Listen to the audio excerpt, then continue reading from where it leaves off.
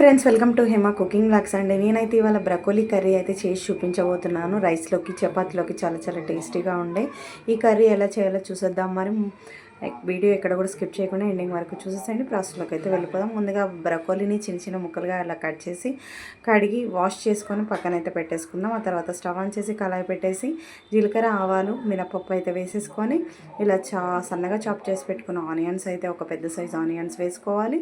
ఆ తర్వాత పచ్చిమిర్చి వేసేసుకొని కొంచెం కరివేపాకు వేసేసుకొని లో టు మీడియం ఫ్లేమ్లో పెట్టేసి మంచిగా గోల్డెన్ కలర్ వచ్చేంత వరకు అయితే వేయించేసుకోవాలండి. సో ఈ విధంగా ఆ తర్వాత ginger garlic paste 1 teaspoon అయితే యాడ్ చేసుకోవాలి. చిటికెడు పసుపు అయితే యాడ్ చేసుకుందాము. సో ఇవన్నీ వేసేసి అల్లం పేస్ట్ పచ్చివాసన పోయేంత వరకు మంచిగా కలిపేసుకోవాలండి. సో లో ఫ్లేమ్లో పెట్టేసి ఇదంతా కూడా మంచిగా మగ్గించుకోవాలి, దూరగా వేగిపోవాలి. ఆ తర్వాత మనం ముందుగా కట్ చేసి పెట్టుకున్న బ్రకోలీని అయితే వేసేసుకుందామండి. సో ఇది వేగిపోయింది కదా, గోల్డెన్ కలర్ అయితే వచ్చేసింది కదా. సో బ్రకోలీ అయితే వేసేసుకుందాము.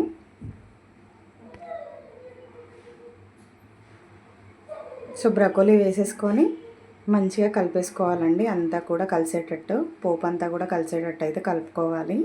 సో ఇది హెల్త్కి కూడా చాలా మంచిదండి బ్రకోలీ. నార్మల్గా బాయిల్ చేసుకొని కూడా తినేస్తారు, సలాడ్స్లలో ఎక్కువగా ఉపయోగిస్తారు. వెయిట్ లాస్ అవ్వాలనుకున్న వాళ్ళకి మంచి బెనిఫిట్స్ ఉంటుంది ఈ బ్రకోలీ. సో ఇది కొంచెం సాల్ట్ అయితే రుచికి సరిపడినంత సాల్ట్ వేసుకొని మంచిగా వేసుకోవాలండి. ఒక 5 or 10 minutes మూత పెట్టేస్తే ఇలా చూడండి మొత్తం అంతా కూడా మగ్గిపోయింది కదా. ఆ తర్వాత మనం ముందుగా బఠానీలు అయితే వేసుకోవాలండి. సో ఈ బఠానీ వేసేసుకొని మంచిగా మూత పెట్టేసుకుందాము. మంచిగా మగ్గించేసుకోవాలి.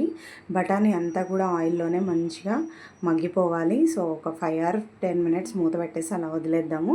ఆ తర్వాత చూడండి బఠానీ కూడా మంచిగా మగ్గిపోయింది, బ్రకోలీ కూడా మంచిగా దగ్గరికి అయింది. అంతా కూడా వాటర్ అంతా కూడా ఇనికిపోయాయి. ఆ తర్వాత ఒక 2 టమాటోస్ అయితే వేసేసుకుందాము. వేసేసి మంచిగా కలిసేటట్టు అయితే కలుపుకోవాలి.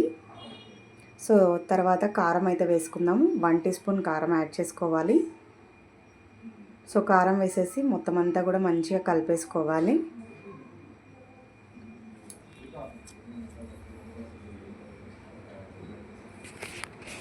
ఆ తర్వాత వాటర్ అయితే యాడ్ చేసుకోవాలండి. సో మంచిగా మొత్తం అంతా కూడా బాయిల్ అయిపోతుంది. సో ఆ తర్వాత కోకోనట్ పౌడర్ అయితే 2 స్పూన్స్ అయితే యాడ్ చేసుకున్నాను నేను. ఆ తర్వాత ధనియా పౌడర్ అయితే 1/2 టీ స్పూన్ యాడ్ చేసుకున్నాను. ఇవన్నీ వేసేసి సో కలిపేసి మూత అయితే పెట్టేసేయాలండి. మంచిగా బాయిల్ అయిపోతుంది. ఈ మసాలాలన్నీ కూడా వాటికి పట్టేస్తాయి. చూడండి మొత్తం అంతా కూడా దగ్గర పడింది కదా. ఆయిల్ అంతా పైకి తేలేంత వరకు మగ్గించుకోవాలి.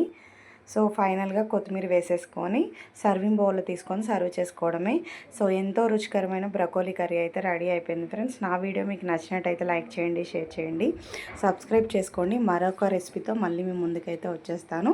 Thanks for watching. By bye friends.